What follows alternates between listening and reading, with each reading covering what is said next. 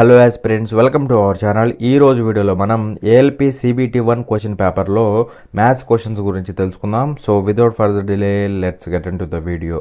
చూడండి, question number 3 ఇక్కడ ఏమన్నాడంటే, if the mode of the following data ఈ 7 then find the value of K అనేసి మనకి డేటా అయితే ఇచ్చాడు అనమాట. సో ఈ డేటాకి సంబంధించిన మోడ్ ఎంత అంటే 7 అనమాట, బాహుళకం ఎంత అంటే 7 అనమాట. అయితే ఇక్కడ కేకి సంబంధించిన వాల్యూని ఫైండ్ అవుట్ చేయమంటున్నాడు. ఓకేనా?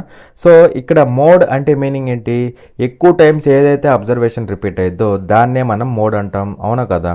అంటే ఇక్కడ మోడ్ అనేది 7 కాబట్టి ఇక్కడున్న అబ్జర్వేషన్స్ అన్నిట్లో కూడా 7 అనేది ఎక్కువ టైమ్స్ రిపీట్ అయ్యిద్ది. ఇక్కడున్న అన్ని అబ్జర్వేషన్స్లో కూడా 7 అనేది ఎక్కువ టైమ్స్ రిపీట్ అయ్యిద్ది, అవునా కదా? సో అది కండిషన్ అనమాట. మరి ఇక్కడ 7 ఎన్ని టైమ్స్ ఉందండి? చూడండి, 7 ఎన్ని టైమ్స్ ఉంది? ఇదిగోండి ఇక్కడ ఒక చోట ఉంది, ఇదిగోండి ఇక్కడ ఒక చోట ఉంది, ఇదిగోండి ఇక్కడ ఒక చోట ఉంది. 7 అనేది ఎన్ని టైమ్స్?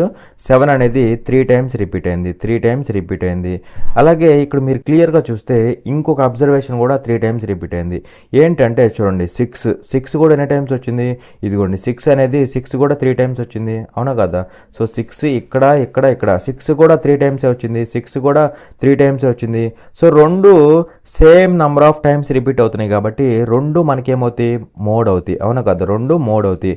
కానీ వీడు క్లియర్ కట్గా చెప్పేశాడు, మోడ్ ఓన్లీ 7 మాత్రమే అవుతుంది, మోడ్ ఓన్లీ 7 మాత్రమే అవుతుంది అనేసి చెప్పాడు. సో మోడ్ 7 అవుతుంది అంటే మీనింగ్ ఏంటి? 7 అనేది ఖచ్చితంగా 3 టైమ్స్ కంటే ఎక్కువగానే రిపీట్ అవుతుంది. ఒకవేళ 7 3 టైమ్స్ రిపీట్ అయితే అప్పుడు మోడ్ ఏమంటాం? మోడ్ 6 7 అంటాం. కానీ వీడు క్లియర్గా చెప్పాడు మోడ్ 7 అవుతుంది అన్నాడు. అంటే 7 అనేది 3 టైమ్స్ కంటే ఎక్కువ టైమ్స్ రిపీట్ అవుతుంది అనమాట. అంటే ఇంకొకసారి ఎక్స్ట్రా కానీ ఇంకో 2 సార్లు ఎక్స్ట్రా కానీ అలా లైక్ 4 టైమ్స్ కానీ 5 టైమ్స్ కానీ అలా రిపీట్ అవుతుంది అనమాట. మనకు ఆల్రెడీ ఇక్కడ 3 టైమ్స్ వచ్చేసింది. ఇంకో 7 వస్తే మనకి డైరెక్ట్గా మోడ్ అయిపోతుంది అనమాట. ఇంకొక 7 వస్తే డైరెక్ట్గా 7 అనేది 4 టైమ్స్ అయ్యింది. అప్పుడు 4 టైమ్స్ కాబట్టి హైయెస్ట్ నెంబర్ ఆఫ్ టైమ్స్, ఎక్కువ టైమ్స్ ఇది రిపీట్ అయినట్టు లెక్క, అప్పుడు మోడ్ అయిపోతుంది అనమాట. మరి 7 అనేది ఇంకోసారి ఎక్కడొచ్చుద్దో చెప్పండి? ఇంకెక్కడా 7 లేదు. కానీ ఒకవేళ 7 కనుక ఈ 2k + 1 ప్లేస్లో వస్తే, ఈ 2k + 1 ప్లేస్లో 7 వస్తే అప్పుడు 4 టైమ్స్ రిపీట్ అయినట్టు, అవునా కదా? ఎందుకంటే కే వాల్యూ మారిద్ది కదా, కే వాల్యూ మనం ఏదైనా పెట్టుకోవచ్చు. సో అక్కడ కనుక 7 వచ్చింది అనుకోండి, అప్పుడు 7 అనేది 4 టైమ్స్ రిపీట్ అయినట్టు, అవునా? అప్పుడు ఎక్కువ టైమ్స్ ఇదే కాబట్టి మోడ్ అయిపోతుంది అనమాట. అలా 2k + 1 వాల్యూ ఏమవుతుందంటే 7 అవుతుంది, 7 అవుతుంది. సో 2k + 1 = 7 అయితే 2k = ఏమవుతుంది? 6 అవుతుందా? అప్పుడు k = ఏమవుతుంది? 3 అవుతుంది అనమాట. సో అలా మోడ్ అవ్వాలంటే 7 అనేది ఎక్కువ టైమ్స్ రిపీట్ అవ్వాలి. కానీ ఇక్కడ చూసినప్పుడు మనకి 6 3 టైమ్స్ రిపీట్ అయింది, 7 కూడా 3 టైమ్స్ రిపీట్ అయింది. కానీ 7 అనేది ఇంకా ఎక్కువ టైమ్స్ రిపీట్ అవ్వాలి. అంటే 4 టైమ్స్ కానీ 5 టైమ్స్ కానీ అలా రిపీట్ అవ్వాలన్నమాట. ఓకేనా? సో ఇప్పుడు 4 టైమ్స్ రిపీట్ అవుతుంది అనుకుందాం కాసేపు. కానీ ఇక్కడ మనకి 3 టైమ్సే ఉంది. ఇంకొక పాసిబిలిటీ ఎక్కడ? ఇంకొక పాసిబిలిటీ ఎక్కడ అంటే ఈ ప్లేస్లో కనుక 7 వస్తే అప్పుడు 4 టైమ్స్ అవుతుంది. ఎందుకంటే కే మారుతూ ఉండేది కదా, కే మారుతూ ఉండేది. సో ఈక్వల్ చేసుకుంటే మనకి కే వాల్యూ ఎంత వచ్చింది? 3 వచ్చింది అనమాట. ఓకేనా? సో కే వాల్యూ ఎంత అంటే 3. అర్థమైందా? చూడండి, క్వశ్చన్ నెంబర్ 4 ఇక్కడ ఏమన్నాడంటే, out of his total income Sanjay spends 20% on rent and 70% of the rest on household expenses. If he saves ₹1800 then his total income is అనేసి క్వశ్చన్ అడుగుతున్నాడు. సో జాగ్రత్తగా అబ్జర్వ్ చేయండి, సింపుల్ క్వశ్చనే. ఇక్కడ చూడండి, ఇప్పుడు సంజయ్ యొక్క టోటల్ ఇన్కమ్ అనేది కాసేపు నేను 100 పార్ట్స్ అనుకుంటున్నా, ఇది టోటల్ ఇన్కమ్ అనమాట. ఓకేనా? సో ఇక్కడ ఏమంటున్నాడు? Sanjay spends 20% on house rent. So ఇది టోటల్ ఇన్కమ్ కదా, ఇందులో 20% దేనికి కట్ అవుతుంది? హౌస్ రెంట్కి కట్ అవుతుంది. అంటే ఇందులో 20% అంటే 20 పార్ట్స్ అయినా కదా, 20 పార్ట్స్ దేనికి అవుతుందంటే హౌస్ రెంట్కి వెళ్ళిపోతుంది అనమాట. ఓకేనా? సో రిమైనింగ్ ఎంత అవుతుంది? రిమైనింగ్ 80 పార్ట్స్, అవునా? So 80 parts. అండ్ అలాగే ఇక్కడ ఏమన్నాడు? 70% of the rest on household expenses. So rest అంటే ఇదే కదా, ఇదేమో రెంట్కి వెళ్ళిపోయింది, ఇది రెంట్కి వెళ్ళిపోయింది అనమాట. రిమైనింగ్ అంటే ఈ 80, ఇందులో 70%, ఇందులో 70% అనమాట. ఇందులో 70% దేనికి కట్ అవుతుంది? హౌస్ హోల్డ్ ఎక్స్పెన్సెస్ అంటే ఇంట్లో ఖర్చులకి పోతుంది అనమాట. మరి ఇక్కడ ఇందులో 70% అంటే ఏమవుతుందో చెప్పండి, పర్సంటేజ్ ఇక్కడ 00 క్యాన్సిల్ అయిపోయి 7 8 ఎంత 56 అనమాట. సో ఇందులో 70% అంటే 56 పార్ట్స్. ఇది దేనికి వెళ్ళిపోతుందంటే హౌస్ హోల్డ్ ఎక్స్పెన్సెస్, ఇంట్లో ఖర్చులకి వెళ్ళిపోతుంది అనమాట. సో 80లో 56 పోతే మనకి ఎంత మిగులుతుంది, 24 మిగులుతుంది అవునా కదా. సో ఇలా ఖర్చులన్నీ పోగా సేవింగ్స్ అనమాట, ఇవి సేవింగ్స్ అనమాట. ఓకేనా, ఇవి సేవింగ్స్. అయితే ఇక్కడ వీడు సేవింగ్స్ని మనీ రూపంలో ఇచ్చాడు. హీ సేవ్స్ ₹1800 అంటున్నాడు. సో సేవింగ్ అనేది మనీ రూపంలో ఇచ్చాడు అవునా. మరి ఇక్కడ మనకి సేవింగ్ అనేది పార్ట్స్ రూపంలో ఎంత, 24 పార్ట్స్. అది మనీ రూపంలో ఎంత, 1800 అవునా. మనల్ని ఏం కనుక్కోమంటున్నాడు, టోటల్ ఇన్కమ్ కనుక్కోమంటున్నాడు. టోటల్ ఇన్కమ్ ఎంత, 100 పార్ట్స్ అయినా కదా. సో ఈ 100 పార్ట్స్ వాల్యూ కనుక్కుంటే సరిపోతుంది. ఓకేనా. మరి ఇక్కడ చూస్తే ఏమవుతుందంటే చూడండి జాగ్రత్తగా, ఇక్కడ ఏం పోతుంది, 6 పోతుందా, 6 పోతుంది కదా, 6 4 24, 6 ఇక్కడ 3 సార్లు పోతుందా, 300 సార్లు పోతుంది అనమాట అవునా కదా. అలాగే ఇక్కడ 4 అనేది ఎన్ని టైమ్స్ పోతుంది, 4 7 28, 2 20 అవుతుంది, 4 5 20 అవునా కదా. సో 100 × 75 అంటే 7500 అవుతుంది అనమాట. అలా మనకి 7500 అనేది టోటల్ ఇన్కమ్ అవుతుంది. ఇది ఒక మెథడ్. ఇంకో మెథడ్ కూడా ఉంది, సింపుల్గా ఉంటుంది, జాగ్రత్తగా అబ్జర్వ్ చేయండి. ఆ మెథడ్ ఏంటి అంటే చూడండి జాగ్రత్తగా, ఇప్పుడు టోటల్ ఇన్కమ్ అనమాట. టోటల్ ఇన్కమ్ చూడండి జాగ్రత్తగా, టోటల్ ఇన్కమ్ అనేది టీ అనుకుంటున్నా ఓకేనా. అందులో 20% దేనికి పోయింది, 20% దేనికి పోయిందంటే హౌస్ రెంట్కి పోయింది. 20% పోతే రిమైనింగ్ ఎంత అంటే 80% అవునా కదా. 80%. సో 80% అంటే 80/100. సో ఇది రిమైనింగ్ అనమాట, ఇది రిమైనింగ్. అందులో 70% దేనికి పోతుంది, 70% ఆఫ్ ద రెస్ట్ ఇదే కదా మిగిలింది అవునా కదా. 20% పోయిన తర్వాత 80% ఇది. సో ఇది మిగిలిపోయింది అనమాట. అందులో 70% దేనికి వెళ్తుంది, హౌస్ హోల్డ్ ఎక్స్పెన్సెస్. సో ఇంట్లో ఖర్చులకు పోతుంది. మరి 70% పోయిందంటే మిగిలింది ఎంత అంటే 30%, అంటే 30/100 అవునా కదా. సో ఇది ఖర్చులకు పోయిన తర్వాత మిగిలిందనమాట. ఈ మిగిలింది మనకేమవుతుంది, సేవింగ్స్ అవుతుంది అనమాట. ఇక్కడ 20% ఖర్చులు రెంట్కి పోయిద్ది, 70% మిగిలిన దాంట్లో 70% ఇంట్లో ఖర్చులకు పోయిద్ది. సో మిగిలింది ఇదనమాట, అర్థమైందా.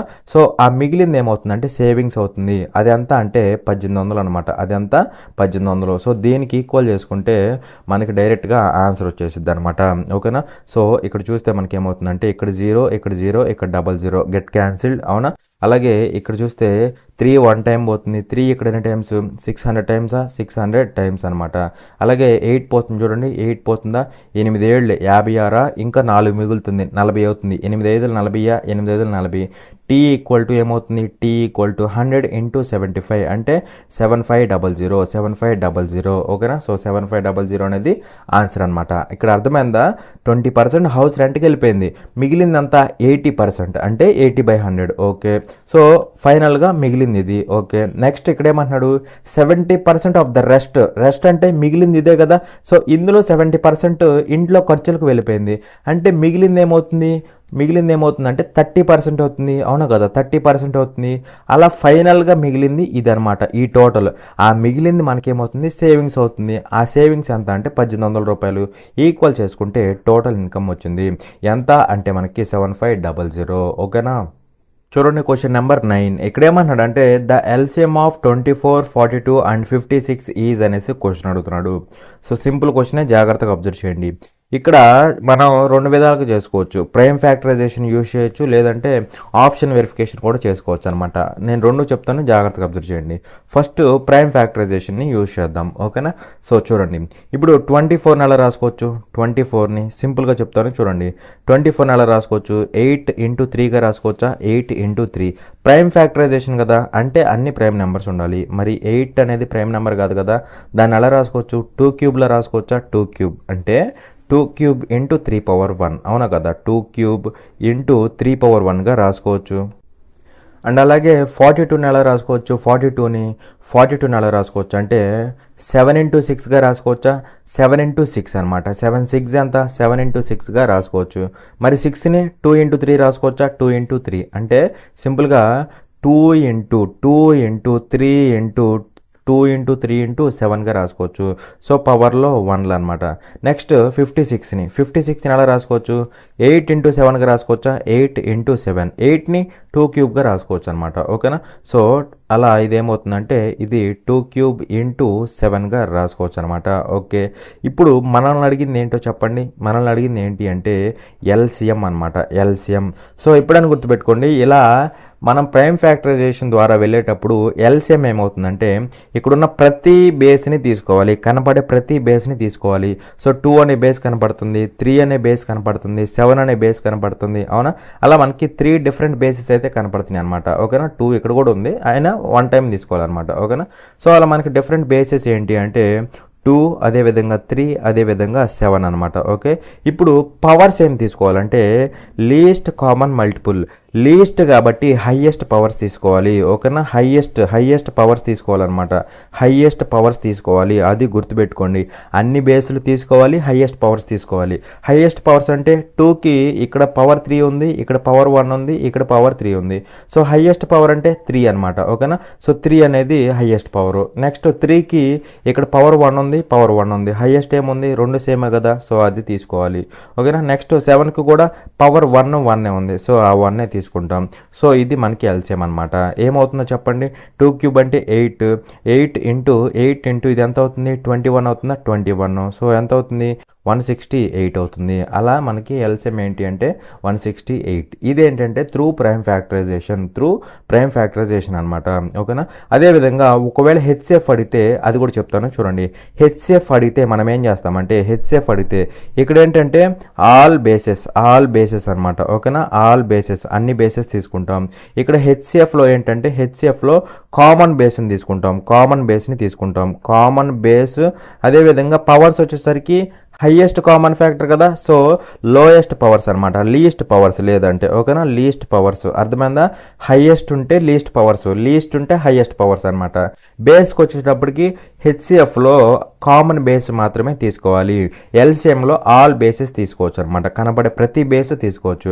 సో కామన్ బేస్ కాబట్టి చూడండి, ఇక్కడ ఈ 3 నెంబర్స్లో బేస్ అనేది ఖచ్చితంగా సేమ్ ఉండాలన్నమాట. అలా ఉంటే కామన్ ఉండాలన్నమాట. అలా ఉంటేనే ఆ బేస్ని తీసుకోవాలి. ఈ 3 నెంబర్స్లో 2 అనే బేస్ ఉందో చూడండి, 2 అనే బేస్ కామన్గా ఉంది. సో 2ని తీసుకోవచ్చు అనమాట, 2ని తీసుకోవచ్చు. అదేవిధంగా 3 ఎక్కడ ఉంది? ఈ 2 నెంబర్స్లోనే ఉంది, ఇక్కడ లేదు. ఇక్కడ కూడా ఉంటేనే తీసుకోవాలి, కామన్ బేస్ అన్నిట్లో ఉంటేనే తీసుకోవాలి. మరి ఇక్కడ 3 లేదు కాబట్టి 3 తీసుకోము. నెక్స్ట్ 7 కూడా ఈ రెండింటిలో ఉంది కానీ ఇక్కడ లేదనమాట, కాబట్టి 7 కూడా తీసుకోకూడదు. కామన్ బేస్ ఏమవుతుంది? 2 అవుతుంది. పవర్స్ వచ్చేటప్పటికి లీస్ట్ పవర్స్ తీసుకోవాలి. సో 2కి పవర్ 3 ఉంది, పవర్ 1 ఉంది, పవర్ 3 ఉంది, లీస్ట్ కాబట్టి 1 అనమాట. అలా హెచ్సిఎఫ్ ఏమవుతుంది? 2 అవుతుంది అనమాట. ఓకేనా? సో ఈ విధంగా మనం అయితే ఫైండ్ అవుట్ చేస్తాం. ఇక్కడ మనల్ని అడిగింది ఎల్సిఎం కదా, 168 అనమాట ఆన్సర్. ఓకేనా? ఇదేంటంటే ప్రైమ్ ఫ్యాక్టరైజేషన్ని యూజ్ చేసి. ఇంకొక టెక్నిక్ ఏంటి అంటే చూడండి జాగ్రత్తగా, ఇక్కడ ఈ మూడిటి యొక్క ఎల్సిఎం అంటున్నాడు కదా. సో ఈ నెంబర్స్ యొక్క ఎల్సిఎంని ఈ నెంబర్స్ ఏం చేస్తాయి అంటే ఎగ్జాక్ట్గా డివైడ్ చేస్తాయి.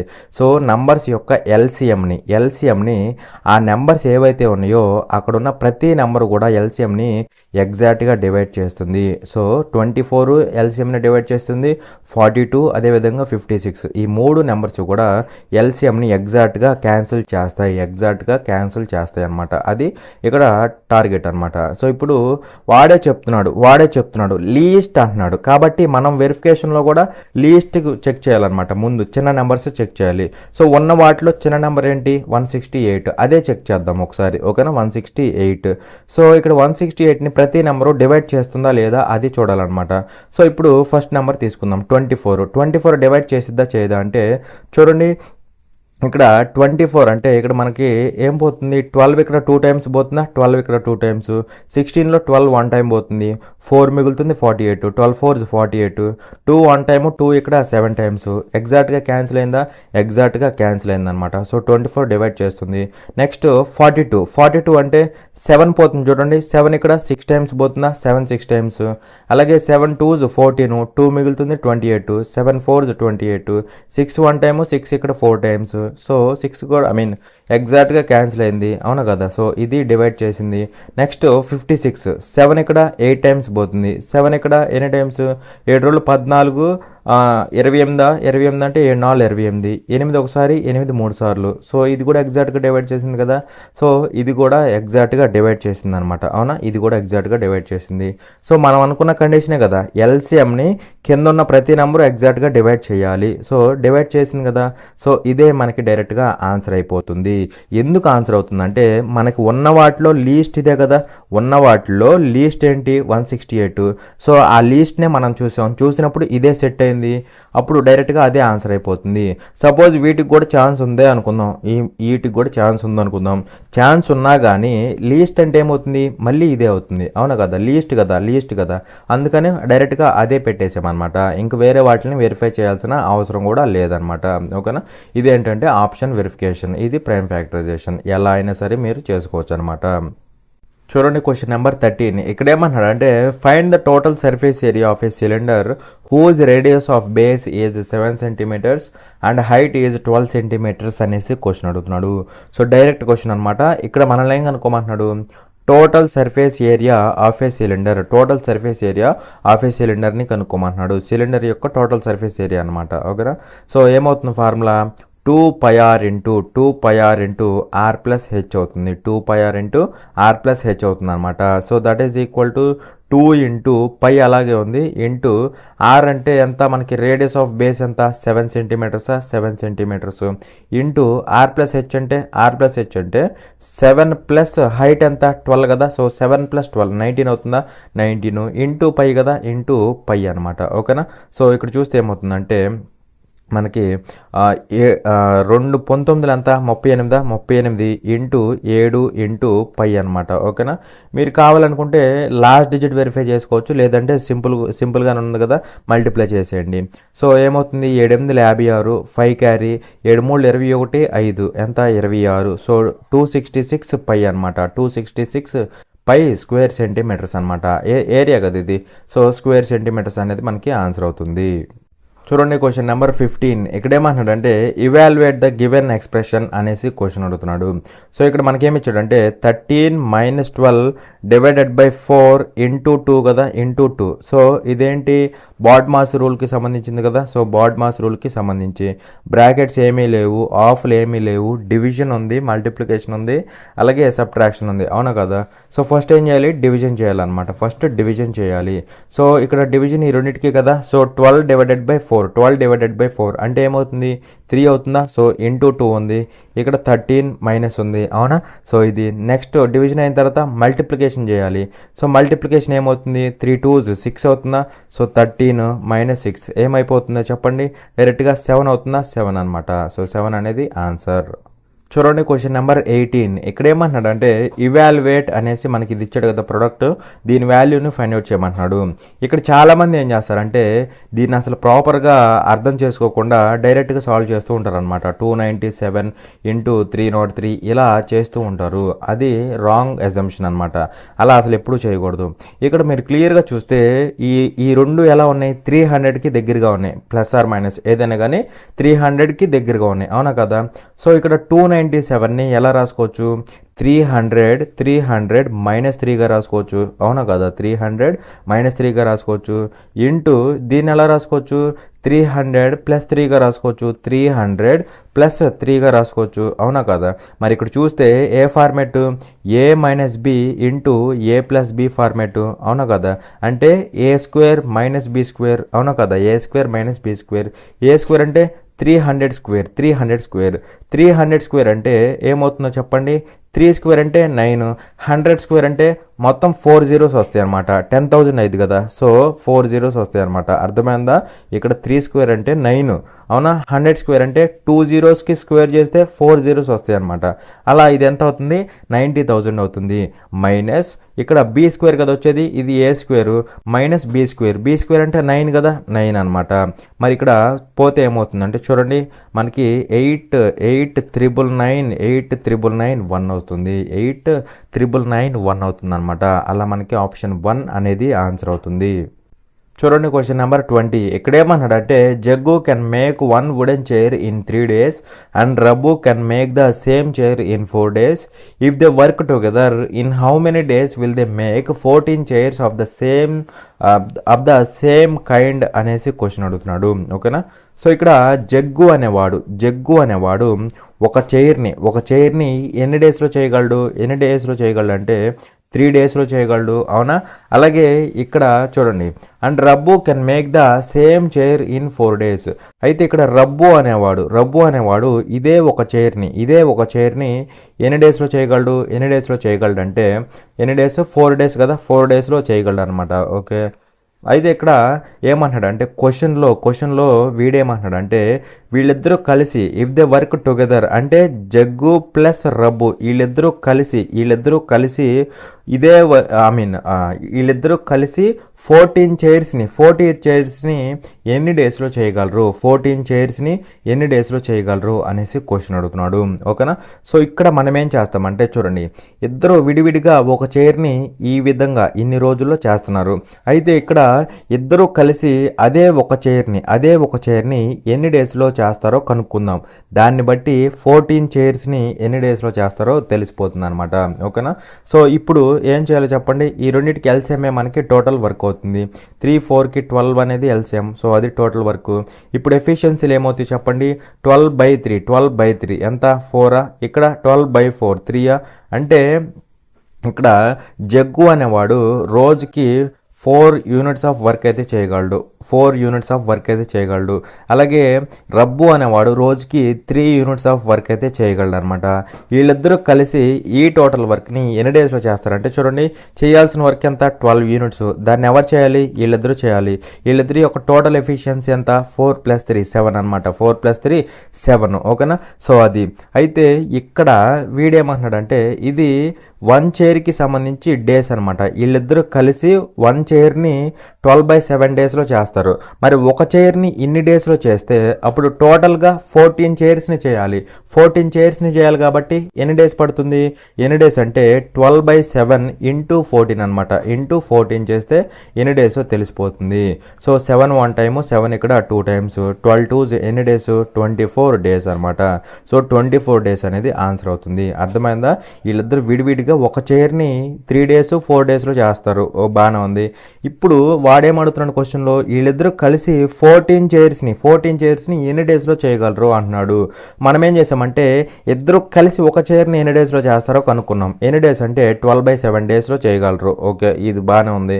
కానీ మొత్తం 14 చైర్స్ కదా, ఒక చైర్కి ఎంత అయితే 14 చైర్స్కి × 14 అనమాట. సో చేస్తే 24 డేస్ అయితే పడుతుందన్నమాట. ఓకేనా. చూడండి క్వశ్చన్ నెంబర్ 22. ఇక్కడేమంటున్నాడంటే if a regular polygon has 20 diagonals then the number of sides of this polygon is అనేసి క్వశ్చన్ అడుగుతున్నాడు. సో ఇక్కడ ఇది సింపుల్ క్వశ్చన్, జాగ్రత్తగా అబ్జర్వ్ చేయండి. ఒక రెగ్యులర్ పాలిగన్ ఉందన్నమాట. దాని యొక్క డయాగ్నల్స్ ఎన్ని అంటే హ్యాజ్ 20 డయాగ్నల్స్. సో డయాగ్నల్స్ ఎన్ని అంటే 20 అనమాట. డయాగ్నల్స్ 20. అయితే మనల్ని ఏం కనుక్కోమంటున్నాడు, then the number of sides of this polygon అంటున్నాడు. నంబర్ ఆఫ్ సైడ్స్ అంటే స్మాల్ n అనమాట. సో ఈ వాల్యూని కనుక్కోమంటున్నాడు. ఓకేనా. సో ఇక్కడ డయాగ్నల్స్కి నంబర్ ఆఫ్ డయాగ్నల్స్కి నంబర్ ఆఫ్ సైడ్స్కి ఒక రిలేషన్ ఉందన్నమాట. So number of diagonals is equal to n × n-3/2 అనమాట. n × n-3/2 అనమాట. సో ఇక్కడ ఏమవుతుందంటే చూడండి, నంబర్ ఆఫ్ డయాగ్నల్స్ ఎన్ని 20 అనమాట. ఓకేనా. 20 that is equal to number of sides మనం కనుక్కోవాలి. n × n-3/2 అనమాట. /2. ఆ /2 ఇటు వస్తే × 2 అవుతుంది అనమాట. సో అలా n × n-3 ఈక్వల్ టు 40 అవుతుంది అనమాట. మనం కనుక్కోవాల్సింది n. మరి మనం కనుక్కోవాల్సింది n కాబట్టి ఇక్కడ ఇచ్చేవి కూడా ఏమవుతాయి, n వాల్యూసే అవుతాయి. అవునా కదా. సో ఇక్కడ మనం ఏం చేస్తామంటే ఆప్షన్ వెరిఫికేషన్ చేస్తాం. సో n 5 పెట్టండి కాసేపు. 5 పెట్టినప్పుడు ఇటు సైడ్ వాల్యూ రెండు ఈక్వల్ అవ్వాలన్నమాట. ఓకేనా. సో అది కండిషన్. మరి ఇక్కడ 5 పెడితే ఏమవుతుందంటే చూడండి ఒకసారి, ఇది 5 అవుతుంది, ఇది 2 అవుతుంది. మనకి 5 × 2 అంటే 10 అవుతుంది. ఇక్కడేమో 40 ఉంది అంటే రాంగ్ ఆప్షన్. సో 5 సెట్ అవ్వదు అనమాట. ఓకేనా. సో 5 సెట్ అవ్వదు. నెక్స్ట్ ఇక్కడ 6 పెట్టండి. 6 పెడితే ఏమవుతుంది, 6 ఇక్కడ ఏమవుతుంది, 3 అవుతుందా, 18 అవుతుంది. మనకు రావాల్సింది 40. అంటే ఇది కూడా రాంగ్ ఆప్షన్ అవునా. నెక్స్ట్ 8 పెట్టండి, 8 పెడితే 8 అవుతుంది, ఇదేమో ఇది 5 అవుతుందా, 5, 8 5 ఎంత 40, సెట్ అయిందా. కాబట్టి డైరెక్ట్గా ఆన్సర్ అదే అవుతుంది. ఇది కూడా సెట్ అవ్వదు, కావాలని చూసుకోండి. 10 పెట్టండి, 10, ఇది ఎంత అవుతుంది, ఇది 7 అవుతుందా, సో 70 అవుతుంది, మనకు రావాల్సింది 40 అనమాట. ఓకేనా. సో అలా మనం ఆప్షన్ వెరిఫికేషన్ చేసుకోవాలి. చాలామంది మళ్ళీ దీన్ని క్వాడ్రాటిక్ ఈక్వేషన్లోకి కన్వర్ట్ చేసుకొని దాని నుంచి ఎన్నకి 2 వాల్యూస్ వస్తాయి, ఆ 2 వాల్యూస్లో ఏదో అనేసి పెడతారు. అంతొద్దు, డైరెక్ట్గా ఇక్కడ నుంచే ఆప్షన్ వెరిఫికేషన్ చేసుకోవచ్చు అనమాట. అసలు ఇది కూడా అవసరం లేదు, డైరెక్ట్గా ఇక్కడ 20 పెట్టేసేసి ఇక్కడే చేసుకోవచ్చు అనమాట. ఓకేనా. సో అలా సింపుల్గా అయిపోతుంది. చూడండి క్వశ్చన్ నెంబర్ 29. ఇక్కడేమన్నాడు అంటే a car can cover 275 kilometres in 5 hours if its speed is reduced by 5 km/h, then how much time will the car take to cover a distance of 250 kilometres అనేసి question అడుగుతున్నాడు. So ఇక్కడేమన్నాడు అంటే చూడండి, a car can cover 275 kilometres in 5 hours అంటున్నాడు. Okay. So ఇక్కడ ఇది distance, ఇదేంటి, ఇది స్పీడ్, సారీ ఇది టైం అనమాట. ఓకేనా. సో డిస్టెన్స్, ఇది టైము. మరి ఇక్కడ నుంచి మనకి స్పీడ్ వస్తుంది కదా, డిస్టెన్స్ బై టైం అనమాట. Speed equal to distance by time అనమాట. సో ఎంత అవుతుంది, 275 కిలోమీటర్స్ అవుతుందా, 275 కిలోమీటర్స్ బై 5 hours అనమాట. ఓకేనా. సో అది మరి ఇక్కడ చూస్తే ఏమవుతుంది అంటే చూడండి, 5 1 టైము, 527లో 5 టైమ్స్ పోతుంది, 5 5 25 కదా, 2 మిగులుతుంది, 25 అవుతుంది, మళ్ళీ 5 టైమ్స్. సో ఇనీషియల్ స్పీడ్ ఎంత, 55 km/h. అయితే ఇక్కడేమంటాడు అంటే చూడండి, if its speed is reduced by 5 km/h, speed ఏమైంది అంటే రెడ్యూస్డ్ బై 5 km/h, అనమాట. సో స్పీడ్ అనేది 5 km/h తగ్గింది. అంటే ఇప్పుడు స్పీడ్ ఎంత ఉంటుంది, అంటే ఓన్లీ 50 km/h ఉంటుంది, 50 km/h ఉంటుంది. అవునా. సో ఇలా ఉంటే ఏమంటున్నాడు, then how much time will the car take to cover a distance of 250 kilometers. So ఇప్పుడు స్పీడ్ ఎంత ఉన్నప్పుడు ఎంత డిస్టెన్స్ని ట్రావెల్ చేయాలంటే టైం ఎంత పడుతుంది అంటున్నాడు. సో టైం ఈక్వల్ టు మనందరికీ ఏం తెలుసు, time equal to distance by speed అనమాట. ఓకేనా. సో డిస్టెన్స్ ఎంత, సెకండ్ టైం డిస్టెన్స్ ఎంత, 250 kilometers, 250 kilometers బై స్పీడ్ ఎంత అంటే 50 km/h. అవునా. సో ఇక్కడ మనకి ఏమవుతుందంటే చూడండి జాగ్రత్తగా, ఇది ఎన్ని టైమ్స్, ఇది ఎగ్జాక్ట్గా 5 టైమ్స్ అనమాట. సో అలా మనకి ఏమవుతుంది, 5 hours అనమాట. 5 hours అనేది ఆన్సర్ అవుతుంది. చూడండి క్వశ్చన్ నెంబర్ 30. ఇక్కడ ఏమంటాడు అంటే a diver rowing at the speed of 3 km/h in still water takes double the time going 50 kilometers upstream compared to going 50 kilometers downstream. The speed of the diver against the stream is అనేసి question అడుగుతున్నారు అనమాట. ఓకేనా. So ఇక్కడ ఏమంటాడు అంటే చూడండి, a diver rowing at the speed of 3 km/h in still water అనమాట. So ఇక్కడ ఒక పర్సన్ ఉన్నాడు, వాడు పడవలో వెళ్తున్నాడు అనమాట. అయితే వాడి యొక్క స్పీడ్ ఎంత అంటే 3 km/h ఇన్ స్టిల్ వాటర్ అనమాట. సో పడవలో ఉన్న వాడి యొక్క స్పీడ్ ఏమవుతుంది, స్పీడ్ ఆఫ్ ద మ్యాన్ అవుతుంది, లేదా స్పీడ్ ఆఫ్ ద బోట్ అవుతుంది అనమాట. సో దాన్ని సింపుల్గా ఎస్బీతో డినోట్ చేసుకుంటాం. ఎంత అంటే 3 km/h అనమాట, 3 km/h. ఓకే. ఇక్కడ ఏమంటున్నాడు, takes double the time going 50 kilometers up stream compare to going 50 kilometers down stream అనమాట. సో ఇక్కడ ఈ పర్సన్ ఎవడైతే ఉన్నాడో వీడు ఇదిగోండి ఇలా నదిలో వెళ్తున్నాడు అనమాట. ఓకేనా. అప్ స్ట్రీమ్లో 50 kilometers వెళ్తున్నాడు, అప్స్ట్రీమ్లో 50 kilometers వెళ్తున్నాడు. అదేవిధంగా డౌన్ స్ట్రీమ్లో ఇక్కడ కూడా 50 kilometers వెళ్తున్నాడు అనమాట. ఓకేనా. 50 kilometers up stream, 50 kilometers down stream. అయితే ఇక్కడ ఏమంటాడు అంటే చూడండి, డౌన్ స్ట్రీమ్తో పోలిస్తే అప్ స్ట్రీమ్లో టైము డబల్ తీసుకుంటున్నాడు అనమాట. ఓకేనా. డౌన్ స్ట్రీమ్తో పోలిస్తే అప్ స్ట్రీమ్లో టైము డబల్ టైం తీసుకుంటున్నాడు అనమాట. అంటే ఇక్కడ డౌన్ స్ట్రీమ్లో సపోజు టీ టైం తీసుకుంటే ఇక్కడ డబల్ టైం తీసుకుంటున్నాడు, అంటే 2t టైం తీసుకుంటున్నాడు అనమాట. ఓకేనా. సో ఇక్కడ 2t టైం తీసుకుంటున్నాడు, ఇక్కడ 2t టైం అనమాట. ఓకేనా. మరి ఇక్కడ నాకు చెప్పండి, ఇక్కడ అప్ స్ట్రీమ్లో 50 kilometers వెళ్తున్నాడు, డౌన్ స్ట్రీమ్లో కూడా 50 kilometers ట్రావెల్ చేస్తున్నాడు. అంటే డిస్టెన్స్ కాన్స్టెంట్ కదా, డిస్టెన్స్ కాన్స్టెంట్ అనమాట. సో ఇది కాన్స్టెంట్ అయితే స్పీడ్ అండ్ టైం ఎలా ఉంటాయి, inversely proportional. Speed and time are inversely proportional, అవునా కదా. మరి ఇక్కడ ఏమవుతుందో చెప్పండి, ఏమవుతుంది, S1/S2 తీసుకుంటే ఇన్వర్స్లీ ప్రపోర్షనల్ కాబట్టి T2/T1 అనమాట, T2/T1 అవునా. T1 అంటే ఇనీషియల్ టైం అంటే ఇదేనా కాదా, ఇది ఇనీషియల్ టైము అంటే S1 అంటే ఏమవుతుంది, అప్పుడు ఇనీషియల్ స్పీడ్ అవుతుంది, ఇనీషియల్ స్పీడ్. సో ఇక్కడ ఇనీషియల్ స్పీడ్ అంటే ఇదేనా కాదా, ఇక్కడ స్పీడ్ డౌన్ స్ట్రీమ్లో స్పీడ్ ఏమవుతుంది అంటే D అవుతుంది అనమాట, D అవుతుంది, ఇది S1 అనమాట, ఓకేనా. అలాగే ఇక్కడ ఫైనల్ టైం ఇదే కదా, డబల్ అయింది కదా టైం ఫైనల్గా, సో ఇది ఫైనల్ టైము. సో ఇక్కడ ఉండే స్పీడ్ ఫైనల్ స్పీడ్ అవుతుంది, సో అప్ స్ట్రీమ్లో స్పీడ్ U అవుతుంది అనమాట, సో ఇది ఫైనల్ స్పీడ్ అనమాట, ఓకేనా. అది మరి ఇక్కడ ఏమవుతుందంటే మీకు ఒక రిలేషన్ తెలియాలి, డౌన్ స్ట్రీమ్లో స్పీడ్స్ ఏమవుతాయి అంటే యాడ్ అవుతాయి, రిలేటివ్ స్పీడ్ తీసుకుంటాం అనమాట, అంటే speed of the boat plus speed of the stream అనమాట. అలాగే అప్ స్ట్రీమ్లో ఏమవుతుంది, speed of the boat minus speed of the stream అనమాట, ఓకేనా. సో ఇక్కడ జాగ్రత్తగా చూడండి, S1 అంటే D అనమాట, సో ఏమవుతుంది SB ప్లస్ SS అనమాట, SB plus SS. Speed of the boat ఎంత 3 kilometres plus speed of the stream తెలీదు, డివైడెడ్ బై S2 అంటే U అనమాట, అంటే 3 minus SS 3 minus SS is equal to T2 అంటే ఇక్కడ ఫైనల్ టైం ఎంత, ఫైనల్ టైం ఇది T2 అనమాట, ఓకేనా. సో ఎంత అవుతుంది 2T కదా, 2T డివైడెడ్ బై T అనమాట, ఓకేనా. సో అది ఇక్కడ నుంచి మనకి స్పీడ్ ఆఫ్ ద స్ట్రీమ్ వచ్చింది అనమాట, ఓకేనా. సో ఇది క్యాన్సిల్ అవుతుంది, క్రాస్ మల్టిప్లై చేయి, 3 plus SS is equal to 6 minus 2SS 6 minus 2SS. ఇది ఇటు పట్టుకెళ్ళు, ఆ 3 ఇటు పట్టుకురా, అప్పుడు 3SS ఏమవుతుంది, 3SS ఈక్వల్ టు 3 అయినా కదా 3, అప్పుడు స్పీడ్ ఆఫ్ ద స్ట్రీమ్ ఏమవుతుంది, speed of the stream will be 1, అవునా కదా. అయితే ఇక్కడ మనల్ని ఏమడుతున్నాడు, the speed of the diver against the stream అంటే స్ట్రీమ్కి ఆపోజిట్గా వెళ్తే ఆ స్పీడ్ ఏమవుతుంది అంటున్నాడు. స్ట్రీమ్కి ఆపోజిట్గా అంటే మీనింగ్ ఏంటి, స్ట్రీమ్కి ఆపోజిట్గా అంటే అప్ స్ట్రీమ్ అనమాట. సో అప్ స్ట్రీమ్లో స్పీడ్ ఎంత అనేసి క్వశ్చన్ అడుగుతున్నాడు. అప్ స్ట్రీమ్లో స్పీడ్ అంటే ఇదేనా కదా, so speed of the boat ఏమో 3 ఉంది, minus speed of the stream ఏమో 1 ఉంది, సో ఎంత అవుతుంది 2 km/h అవుతుంది, 2 km/h అనమాట. అలా 2 km/h అనేది ఆన్సర్ అవుతుంది, అర్థమైందా. చూడండి క్వశ్చన్ నెంబర్ 36. ఇక్కడ ఏమంటాడు అంటే study the given graph and answer the question that follows అంటున్నాడు. The graph shows the daily production of TV sets in a factory for 6 days of a week అనేసి మనకి డేటా ఇచ్చాడు అనమాట. సో సింపుల్ డేటా చూడండి, ఇక్కడ ఇవేంటంటే days అనమాట. అలాగే ఈ నెంబర్స్ ఏంటంటే ఆ పర్టికులర్ డేలో ఎన్నైతే టీవీ సెట్స్ తయారైనాయో ఆ నెంబర్ అనమాట, ఓకేనా. సో చూడండి, ఇప్పుడు మండే రోజున 200 టీవీ సెట్లు తయారైనాయి, ట్యూస్డే రోజున 300 టీవీ సెట్లు తయారైనాయి, వెన్స్డే రోజున 250 టీవీ సెట్లు అయితే తయారైనాయి అనమాట, ఓకేనా. సో ఆ ప్రొడక్షన్ నెంబర్ అనమాట ఇది, ఓకేనా.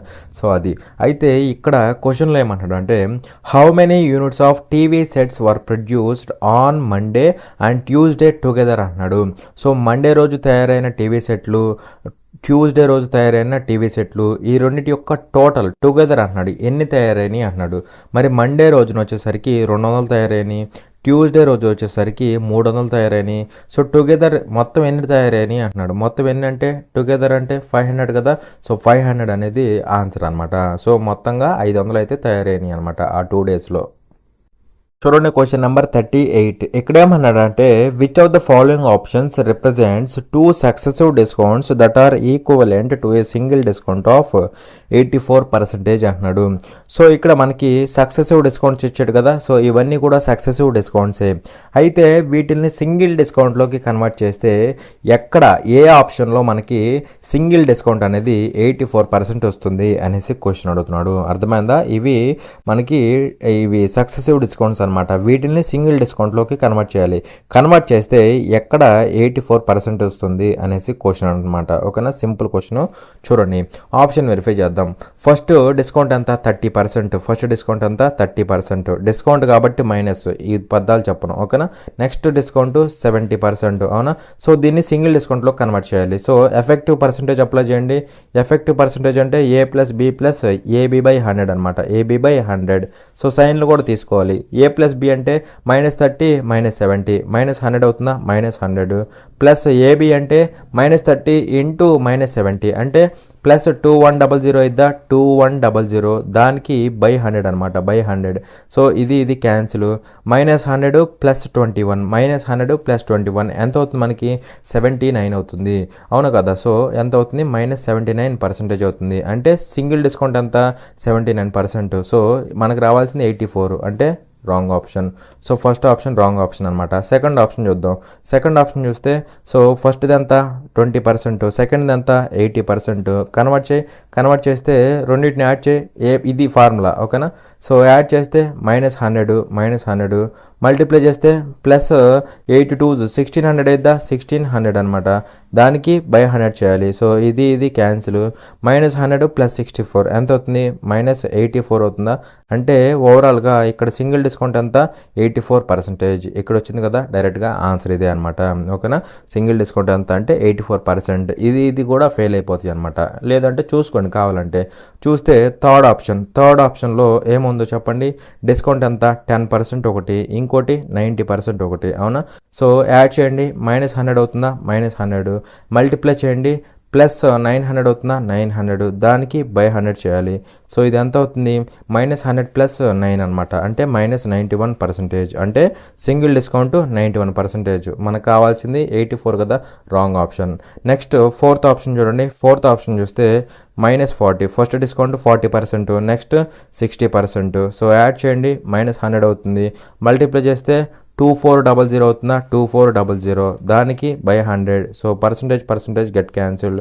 -100 + 24 ఎంత అవుతుంది? -76% అవుతుందా? 76%. సో డిస్కౌంట్ అంతా 76% అనమాట. మనకు రావాల్సింది 84. సో ఇవి కూడా ఫెయిల్ అయిపోయినాయి. అలా ఆప్షన్ 2 అనేదే ఆన్సర్ అవుతుంది. Option 2 is going to be the answer. చూడండి క్వశ్చన్ నెంబర్ 40. ఇక్కడ ఏమన్నాడంటే the sum of a 2-digit number and the number obtained by reversing the digits is 99. If the digits of the number differ by 5 then the 2-digit number can be అనేసి question అడుగుతున్నాడు. So ఇక్కడ ఏమంటాడంటే చూడండి, sum of a 2-digit number and the number obtained by reversing the digits is 99 అంటున్నాడు. So ఇక్కడ 2-digit number ఉంది.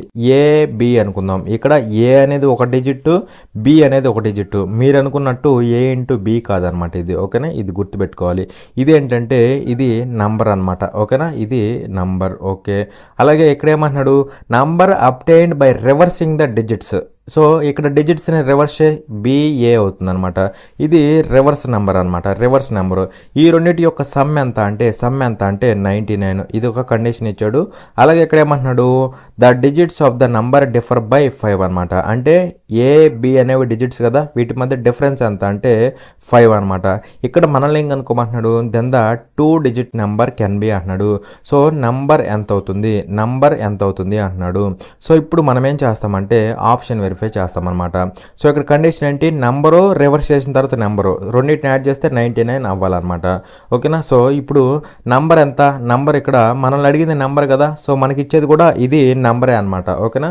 So number 27 తీసుకుంటే reverse చేస్తే 72 అయింది, యాడ్ చేస్తే 99 వచ్చిద్దా, 99 వచ్చింది. సో ఇది మనకి ఆన్సర్ అవడానికి ఛాన్స్ ఉంది.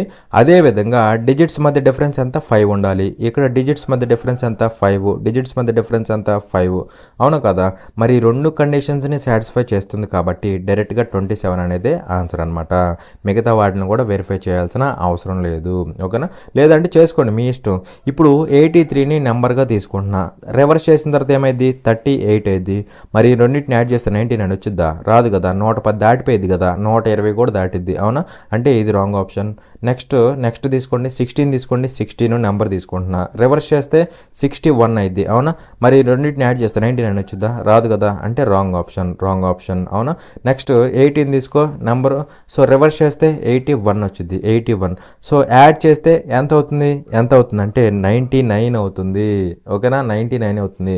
అందుకని ఇది ఆన్సర్ పెడతామా, పెట్టకూడదు. ఎందుకంటే ఇంకో కండిషన్ కూడా ఉంది. ఏంటి, AB ఈ డిజిట్స్ మధ్య డిఫరెన్స్ ఎంత 5 ఉండాలి. మరి ఇక్కడ డిజిట్స్ ఏంటి 1, 8 డిఫరెన్స్ ఎంత 7 కదా. సో ఈ కండిషన్ సాటిస్ఫై అవ్వట్లేదు కదా, కండిషన్ అవ్వట్లేదు కాబట్టి ఒకటి ఫెయిల్ అయినట్టే. సో ఇది కూడా రాంగ్ ఆప్షన్ అనమాట.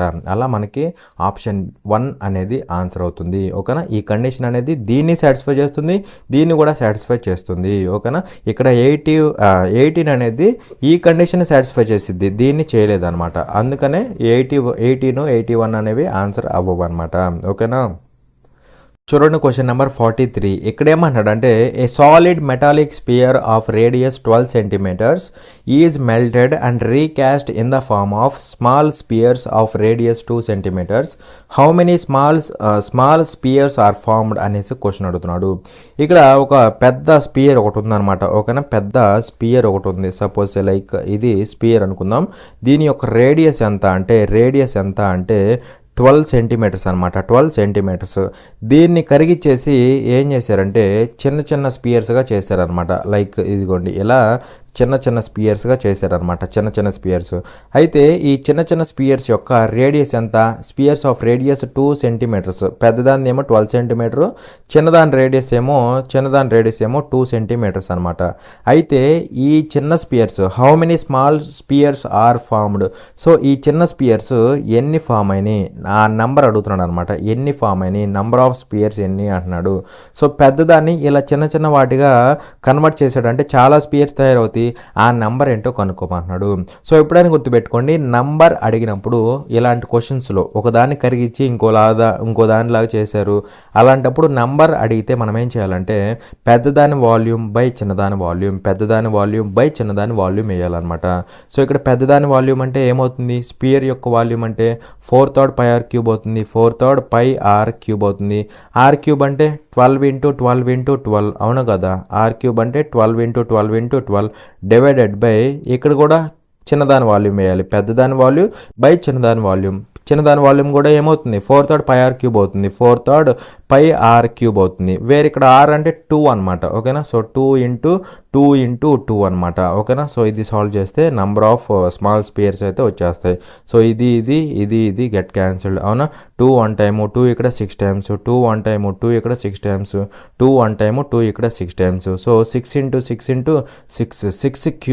6 అంటే 216 అనమాట. 216 అనమాట. అలా మనకి 216 అనేది ఆన్సర్ అవుతుంది. ఓకేనా. చూడండి క్వశ్చన్ నెంబర్ 45. ఇక్కడ ఏమన్నాడంటే select the number from among the given options that can replace the question mark in the following series అనేసి అడుగుతున్నాడు అనమాట. సో సింపుల్గా ఈ క్వశ్చన్ మార్క్ ప్లేస్లో ఏమొస్తుంది అనేసి క్వశ్చన్ అడుగుతున్నాడు. సో ఇక్కడ మనం జనరల్గా ఏం చేస్తాం? డిఫరెన్స్ తీసుకుంటాం. అవునా. సో చూడండి 549 అనేది 525 అయింది. అంటే ఏమైనట్టు? ఇక్కడి నుంచి ఇక్కడికి -24 అయినట్టు. అవునా కదా. 549లోంచి 24 తీసేస్తే 525 వచ్చింది. అవునా కదా. అలాగే 525 అనేది 477 అయింది. 525 అనేది 477 అయింది. అంటే ఏమైనట్టు? -48 అయినట్టు. అవునా కదా. నెక్స్ట్ 477 అనేది 405 అయింది. అంటే -72 అయినట్టు. -72 అవునా. నెక్స్ట్ 405 అనేది 309 అయింది. 405 అనేది 309 అయింది. అంటే -96 అయినట్టు. అవునా కదా. సో ఇప్పుడు ఇదేమవుతుంది అది మనకు తెలియాలన్నమాట. మళ్ళీ డిఫరెన్స్ తీసుకోండి. డిఫరెన్స్ తీసుకుంటే -24 అనేది -48 అయింది. అంటే ఇక్కడ ఏమైనట్టు? -24 అయినట్టు. అవునా కదా. నెక్స్ట్ ఇక్కడ ఏమైనట్టు? -48 అనేది -72 అయింది. అంటే మళ్ళీ -24 అయినట్టు. -72 అనేది -96 అయింది. అంటే -24 అయినట్టు. అప్పుడు ఇక్కడ కూడా ఏమవ్వాలంటే -24 అవ్వాలి. అవునా కదా. సో -96 -24 అయింది. -96 -24 అయింది. అంటే ఎంత అవుతుంది? ఓవరాల్గా -120 అవ్వాలి. సో ఈ ప్లేస్లో -120 అవుతుంది అనమాట. అర్థమైందా? -120 అవుతుంది. అవునా. సో ఇప్పుడు చెప్పండి 405 అనేది -96 అయ్యి 309 అయింది. అవునా. 409 అనేది -96 అయ్యి 309 అయింది. మరి ఇప్పుడు క్వశ్చన్ మార్క్ ప్లేస్లో ఏమొస్తుంది? 309 అనేది -120 అయ్యి ఈ క్వశ్చన్ మార్క్ ప్లేస్లో వస్తుంది. అవునా కదా. సో 309 అనేది -120 అవ్వాలి. -120 అవ్వాలి. అవునా. -120 అయ్యి ఈ క్వశ్చన్ మార్క్ ప్లేస్లో వచ్చింది అనమాట. అర్థమైంది కదా. సో చూడండి ఇది 9, 30లోంచి 12 పోతే 18 అయినా కదా 18. అలా 189 అనేది మనకి ఆన్సర్ అవుతుంది. అర్థమైందా. చూడండి క్వశ్చన్ నెంబర్ 50. ఇక్కడ ఏమంటాడంటే in what duration will a some of money double it self at 10% per annum rate of simple interest అనేసి క్వశ్చన్ అడుగుతున్నాడు. సో ఇక్కడ ఏమంటాడంటే చూడండి in what duration will a some of money double it self at 10% per annum rate of simple interest అంటున్నాడు. So simple interest అనమాట, simple ఇంట్రెస్ట్లో concept అనమాట ఇది. ఓకేనా. సో ఇక్కడ ఏమవుతుంది, సమ్ ఆఫ్ మనీ ఏమవుతుంది, డబుల్ అవుతుంది. సమ్ ఆఫ్ మనీ అంటే నథింగ్ బట్ ప్రిన్సిపల్ అనమాట, ప్రిన్సిపల్ అనమాట. ఓకేనా. సో ప్రిన్సిపల్ అంటే మనందరూ తెలుసు ఎంత, అది 100%, 100%, అవునా కదా, 100%. సో ఈ మనీ కాస్త ఏమవుతుంది, ఈ మనీ కాస్త డబుల్ అవుతుంది, డబుల్ అవుతుంది. అంటే ఇదేమవుతుందంటే డబుల్ అవటం అంటే 200% అవుతుందా, 200% అవుతుంది అనమాట, 200% అవుతుంది. మరి ఇక్కడ ఇది యాక్చువల్ ప్రిన్సిపల్ అయితే అది 200% అవ్వాలంటే ఎంత ఇంట్రెస్ట్ రావాలి, ఎంత ఇంట్రెస్ట్ యాడ్ అవ్వాలి, ఎంత ఇంట్రెస్ట్ యాడ్ అవ్వాలంటే మనకి ఎక్స్ట్రాగా ఇంకొక 100% ఇంట్రెస్ట్ యాడ్ అవ్వాలి, అవునా కదా, ఎక్స్ట్రాగా 100% ఇంట్రెస్ట్ యాడ్ అవ్వాలి. సో ఇది ప్రిన్సిపల్ అనుకుంటే ప్రిన్సిపల్ ప్లస్ ఎక్స్ట్రాగా 100% ఇంట్రెస్ట్, టోటల్గా కలిపి 100 + 100, టోటల్గా ఫైనల్గా డబల్ అయిందనమాట, 200% అయిందనమాట. అయితే ఇక్కడ ఇలా అవ్వటానికి ఎన్ని సంవత్సరాలు పడుతుంది అంటున్నాడు. అలాగే ఇక్కడ మనకి రేట్ ఆఫ్ ఇంట్రెస్ట్ ఇచ్చాడు, ఎంత అంటే 10% పర్ యానం. అంటే 1 ఇయర్కి ఎంత ఇంట్రెస్ట్ వచ్చింది, 1 ఇయర్కి ఎంత ఇంట్రెస్ట్ వచ్చింది అంటే 10% ఇంట్రెస్ట్ వచ్చింది, అవునా కదా, 10% ఇంట్రెస్ట్ వచ్చింది. కానీ ఇక్కడ మనకి డబల్ అవ్వాలంటే ఎంత ఇంట్రెస్ట్ రావాలి, 100% రావాలి, అవునా కదా, 100% ఇంట్రెస్ట్ రావాలి. ఆ 100% ఇంట్రెస్ట్ రావాలంటే ఎన్ని ఇయర్స్ పడతాయి అంటున్నాడు. సో ఎన్ని ఇయర్స్ అవుతాయి, 1 ఇయర్కి 10% వస్తే 100% రావాలంటే 10 ఇయర్స్ అవ్వాలి. సో అలా 10 ఇయర్స్ అనేది మనకి ఆన్సర్ అవుతుంది. కానీ ఇది కూడా చేయకూడదు. సింపుల్గా ఏం చేయాలంటే చూడండి, మనకి ఎంత రావాలి, ఇంట్రెస్ట్ 100% రావాలి, అవునా. So by rate of interest చేయండి, రేట్ ఆఫ్ ఇంట్రెస్ట్. సో ఎంత అంటే 10% కదా. సో ఇది చేస్తే మనకి ఏమవుతుందంటే డైరెక్ట్గా క్యాన్సిల్ అయిపోయి 10 ఇయర్స్ ఆన్సర్ అవుతుంది అనమాట. 10 ఇయర్స్ అనేది ఆన్సర్ అనమాట. అర్థమైందా. సో అది ఇంకా సింపుల్గా చెప్పాలంటే చూడండి, 1 ఇయర్కి 10% వచ్చింది, 10 ఇయర్స్లో 100% ఇంట్రెస్ట్ వచ్చింది. ఇది ఇంట్రెస్ట్, ఇది ప్రిన్సిపల్, కలిస్తే టోటల్గా ఎంత, 200%. సరిపోయిందా, అలా అనమాట. ఓకేనా. సో అలా మనకి ఏమవుతుందంటే 10 ఇయర్స్ అనేది ఆన్సర్ అవుతుంది. చూడండి క్వశ్చన్ నెంబర్ 51. ఇక్కడ ఏమన్నాడంటే what percentage of the numbers from 1 to 70 both included have 1 or 7 in the units digit అనేసి క్వశ్చన్ అడుగుతున్నాడు. సో ఇక్కడ ఏమన్నాడంటే చూడండి, 1 to 70 బోత్ ఇంక్లూడెడ్ అంటున్నాడు. అంటే 1 నుంచి 70 వరకు తీసుకోవచ్చు అనమాట. 1, 70 ఈ రెండింటిని కూడా కలుపుకోమన్నాడు. ఓకేనా. సో ఇక్కడ టోటల్ నెంబర్స్ ఏంటంటే 70 నెంబర్స్ అనమాట. ఓకేనా. సో 1 నుంచి 70 వరకు మనకి టోటల్గా నెంబర్స్ ఎన్ని ఉంటాయి అంటే 70. అయితే ఇందులో కొన్ని నెంబర్స్కి యూనిట్స్ డిజిట్ అనేది 1 or 7 ఉండేది కదా, అవునా కదా. ఇక్కడ 1 నుంచి 70 వరకు నెంబర్స్ ఉంటాయి కదా, అందులో యూనిట్స్ డిజిట్ అంటే సింపుల్గా లాస్ట్ డిజిట్ అనుకోండి. లాస్ట్ డిజిట్ అనేది 1 or 7, 1 కానీ 7 కానీ కొన్ని నెంబర్స్ ఉంటాయి కదా. సో అలా లాస్ట్ డిజిట్ 1 or 7 ఉండే నెంబర్స్ అనేవి ఈ టోటల్ నెంబర్స్లో ఎంత పర్సంటేజ్ అనేసి క్వశ్చన్ అడుగుతున్నాడు. ఓకేనా. సో ఇప్పుడు టోటల్ నెంబర్స్ అనేవి 70 అని తెలిసినాయి, అవునా. నెక్స్ట్ లాస్ట్ డిజిట్ అనేది 1 or 7 ఉండే నెంబర్స్ ఎన్నో మనం ఫైండ్ అవుట్ చేయాలి, అవునా. సో ఇప్పుడు 1 నుంచి 70 వరకు కదా, చూడండి ఎన్ని ఉంటాయి అంటే 1 తీసుకున్నా, ఇందులో లాస్ట్ డిజిట్ 1 ఉంది. సో ఇది తీసుకోవాలి, అవునా కదా. 1 కానీ 7 కానీ ఏది ఉన్నా సరే తీసుకోవాలి. నెక్స్ట్ 7, లాస్ట్ డిజిట్ 7, అవునా కదా. సో ఇక్కడికి ఈ 2 వచ్చినాయి. నెక్స్ట్ 11లో లాస్ట్ డిజిట్ 1, అవునా. తర్వాత 17, అవునా కదా. 17 అంటే లాస్ట్ డిజిట్ 7, లాస్ట్ డిజిట్ 1 కానీ 7 కానీ ఈ రెండిట్లో ఏదున్నా సరే మనం కన్సిడర్ చేయాలన్నమాట ఆ నెంబర్గా, అవునా. తర్వాత 21, 27, అవునా. సో 30 సిరీస్లో 31 ఒకటి ఉండిద్ది, 37 ఒకటి ఉండిద్ది, అవునా. 40 సిరీస్లో 41 ఒకటి, 47 ఒకటి అనమాట. ఓకేనా. 50 సిరీస్లో 51 ఒకటి, అలాగే 57 ఒకటి అనమాట. 60 సిరీస్లో 61 ఒకటి, 67 ఒకటి అనమాట. సో 70 వరకే అనమాట. ఓకేనా. సో ఇవి లాస్ట్ డిజిట్ 1 or 7 ఉన్న నెంబర్స్ అనమాట. ఇక్కడ ఏ నెంబర్ తీసుకున్నా లాస్ట్ డిజిట్ 7 కానీ 1 కానీ ఉంటుందన్నమాట యూనిట్స్ డిజిట్ అనేది. సో ఇప్పుడు ఈ నెంబర్స్ అనేవి టోటల్ నెంబర్స్లో ఎంత పర్సంటేజ్ అంటున్నాడు, టోటల్ నెంబర్స్లో ఎంత పర్సంటేజ్ అంటున్నాడు అనమాట. మరి ఇక్కడ ఈ నెంబర్స్ ఎన్ని ఉన్నాయి చెప్పండి. ఈ నెంబర్స్ ఎన్ని ఉంటాయి అంటే మనకి 14 ఉంటాయి అనమాట. 14 అంటే సింపుల్గా 14 అనేది 70లో ఎంత పర్సంటేజ్ అంటున్నాడు. 14 అనేది 70లో ఎంత పర్సంటేజ్ అంటున్నాడు. సో ఇక్కడ చూడండి 14 అనేది 70లో అంటున్నాడు కదా, లో అంటున్నాడు కాబట్టి 70లో అంటున్నాడు కాబట్టి బై 70 పర్సెంటేజ్ కదా ఇంటూ 100 చేస్తే సరిపోతుంది. అలా మనకి పర్సెంటేజ్ ఏమవుతుందంటే చూడండి జాగ్రత్తగా, ఇక్కడ 7 అనేది 2 టైమ్స్ పోతుంది అవునా కదా, 7 ఇక్కడ 10 టైమ్స్, 0 0 గెట్ క్యాన్సిల్డ్ అవునా, ఇంకేం పోతుంది, ఇంకేం పోదు కదా. సో ఎంత పర్సెంటేజ్ అవుతుంది, 20% అవుతుంది. అలా 20 అనేది మనకి ఆన్సర్ అవుతుంది అనమాట. అర్థమైందా? సో అది 14 అనేది 70లో ఎంత పర్సెంటేజ్ అన్నాడు, ఎంత అంటే మనకి 20% వచ్చింది అనమాట. ఓకేనా. చూడండి క్వశ్చన్ నెంబర్ 54. ఇక్కడ ఏమన్నాడంటే if A is to B equal to 3 is to 2 and B is to C equal to 3 is to 2 then A is to B is to C equal to అనేసి క్వశ్చన్ అడుగుతున్నాడు. ఇక్కడ మనకేమి ఇచ్చాడు, A is to B equal to 3 is to 2 ఇచ్చాడా, 3 is to 2 ఇచ్చాడు. అలాగే B equal to C B is to C equal to 3 is to 2 ఇచ్చాడు అనమాట, 3 is to 2 అవునా. సో ఈ రెండు ఇచ్చేసి మనల్ని ఏం కనుక్కోమంటున్నాడు, మనల్ని A is to B is to C కనుక్కోమంటున్నాడు అనమాట. A is to B is to C value ఏమవుతుందో కనుక్కోమంటున్నాడు.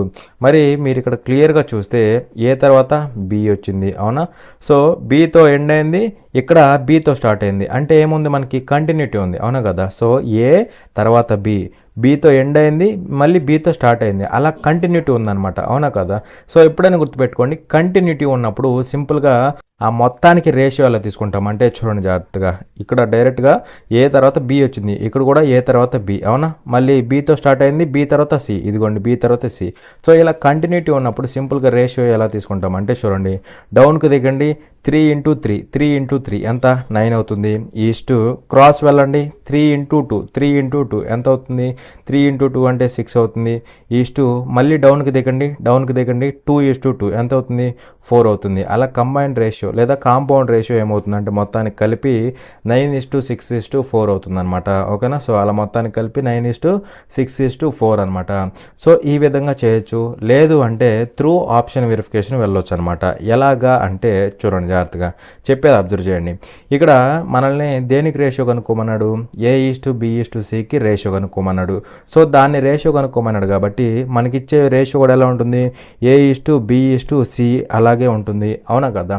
సో ఇప్పుడు మనం ఎలా వెరిఫై చేస్తామంటే చూడండి, AB తీసుకుంటున్నా అంటే ఈ పార్ట్స్ తీసుకుంటే AB రేషియో ఎలా ఉండాలి, AB రేషియో 3 is to 2 ఉండాలి అవునా కదా.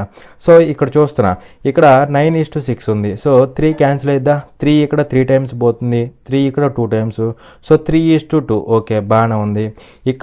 ఇక్కడ చూస్తే 3 is to 2 వస్తుందా, 3 is to 2 రావట్లేదు, 9 is to 4 వస్తుంది. కానీ AB తీసుకుంటే 3 is to 2 రావాలి, మనకి రావట్లేదు కదా. సో ఇది రాంగ్ ఆప్షన్ అనమాట, పోయింది.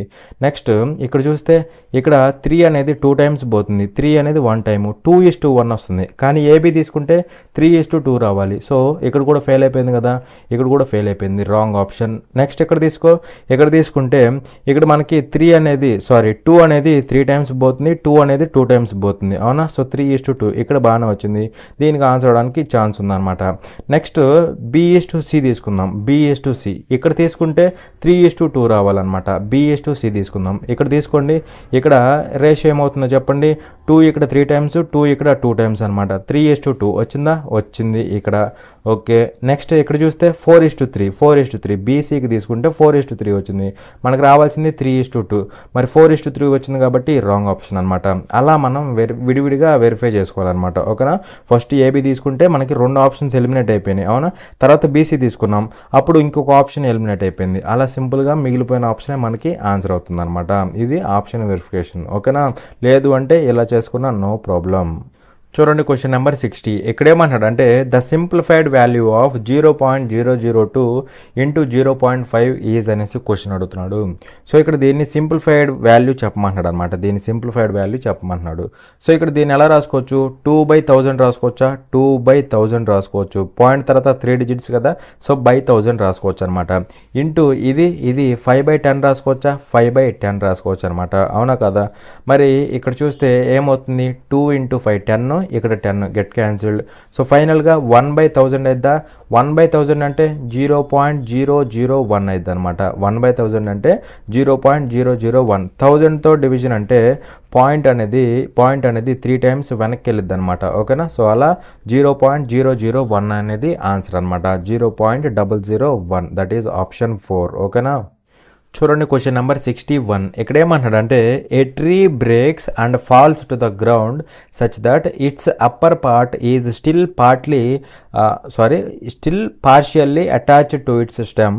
At what height did it break if the original height of the tree was 24 meters and it makes an angle of 30 degrees with the ground అనేసి question అడుగుతున్నాడు.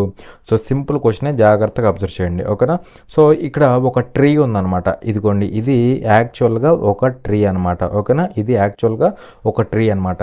అయితే ఇక్కడేమన్నాడు, a tree breaks and falls to the ground such that its upper part is still partially attached to the stem అన్నాడు. So ఇక్కడ ఈ tree అనేది ఏమైందంటే కొంత హైట్ దగ్గర ఇరిగిపోయిందనమాట. సపోజ్ ఇక్కడ ఇరిగిపోయింది అనుకుందాం, ఇరిగిపోయి ఇది కాస్త ఎలా పడిపోయిందంటే ఇలా గ్రౌండ్ మీదకి ఇలా పడిపోయింది అనుకుందాం, ఓకేనా.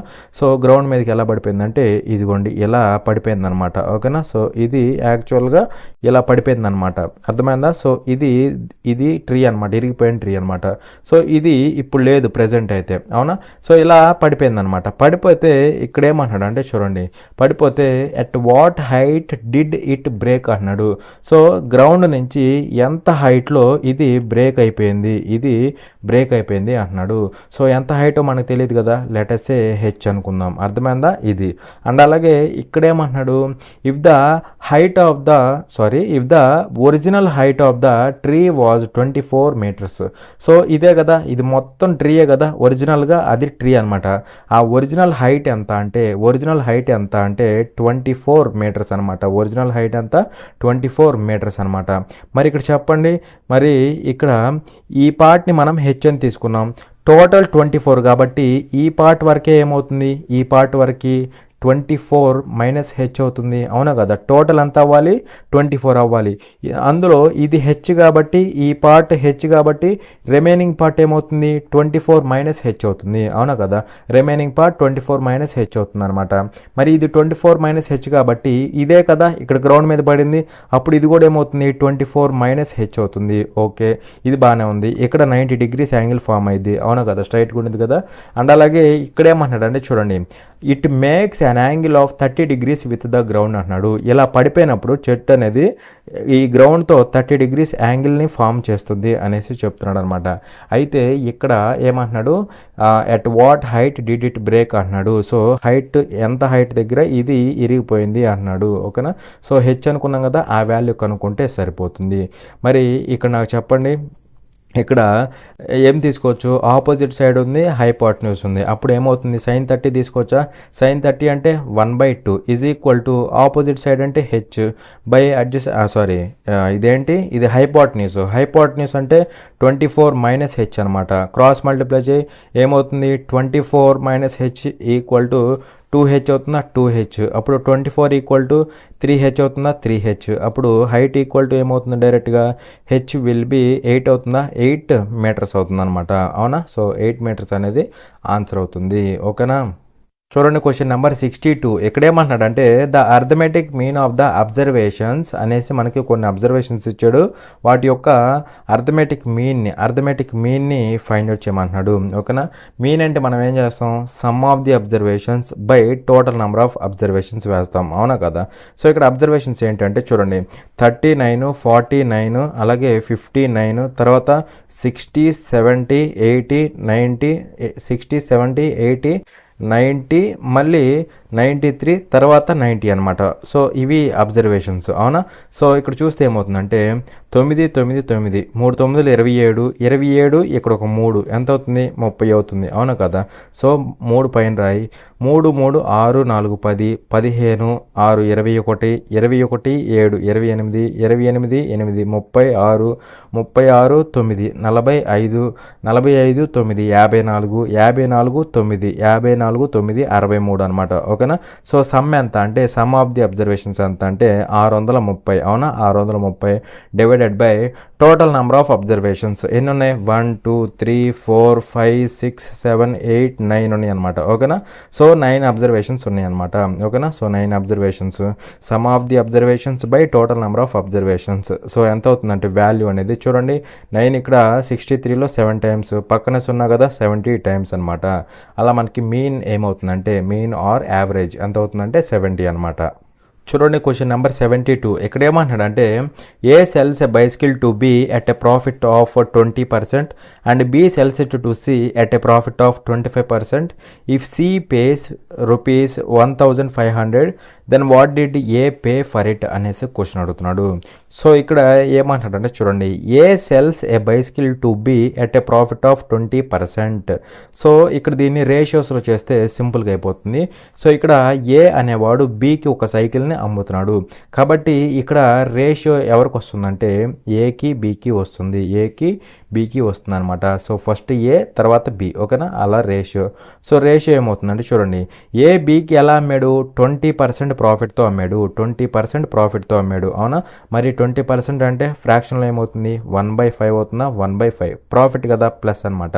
సో వాల్యూ ఏమవుతుందంటే 5 ఉండాల్సింది, 1 ఇంక్రీజ్ అయ్యింది అంటే 6 అయ్యింది అనమాట. Okay, next B sells it to C at a profit of 25%. So B అనేవాడు సికి అమ్ముతున్నాడు.